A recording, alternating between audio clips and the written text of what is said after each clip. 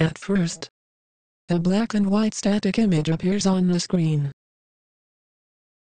consisting of a regular pattern of radials, its strong contrast outline and unrecognizable framework.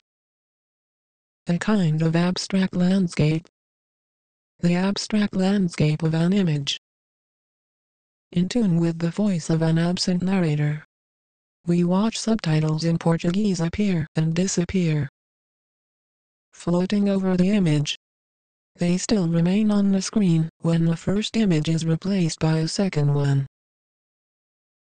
It becomes evident, therefore, that the nature of what we read is essentially different of the nature of what we hear and see. Looking at this new image, we have a glimpse of what seems to be the figure of a man. He seems to be bending the body in order to touch his feet. We may wonder, it is really the image of a man?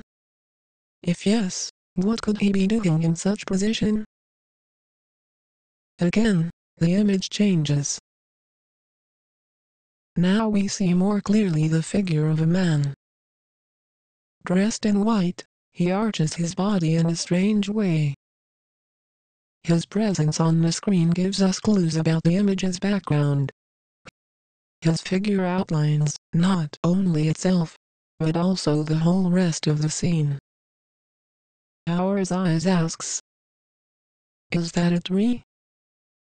And there, is it a slope? Are we seeing a forest?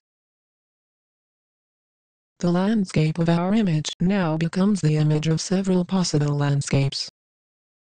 Landscapes visited by other men. Visited by, at least, another man. A second man, who is invisible, absent in the image. An observer.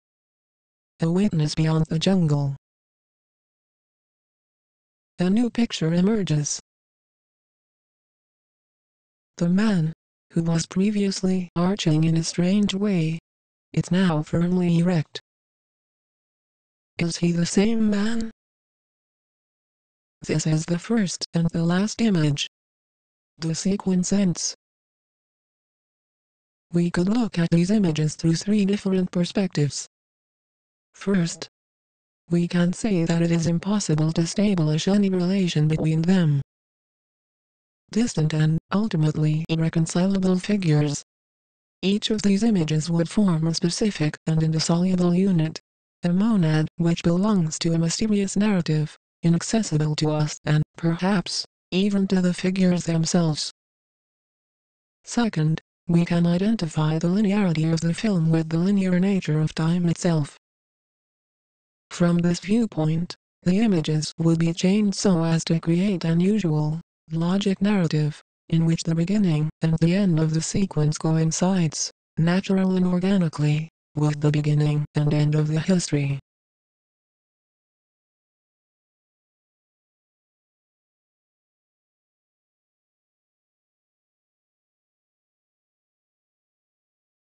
Understood this way, these images tell us a story which takes us from an abstract past to a figurative present. The story of a man who stands up in front of a viewer. In other words, the story of two spaces. The space of the audience, and the space of the stage. However, it is possible to find another strategy to read these images. A third way, which emerges either from a dissatisfaction with the skepticism of the first reading, and a suspicion of the fable offered by the second. This reading opposes to the present experience offered by the unfolding of the film, a comprehensive review of its contents. Image editing, narrator, etc. so that to the present we experience, instead of being identified with what we hear or see, becomes the final product of our knowledge and deduction. This way, recognizing the present means, in fact, recognizing the ambiguous status of a story that, if inverted, still sounds natural. Like those abstract paintings whose correct position we do not know or we ignore. It becomes, therefore, the present, the story told in reverse.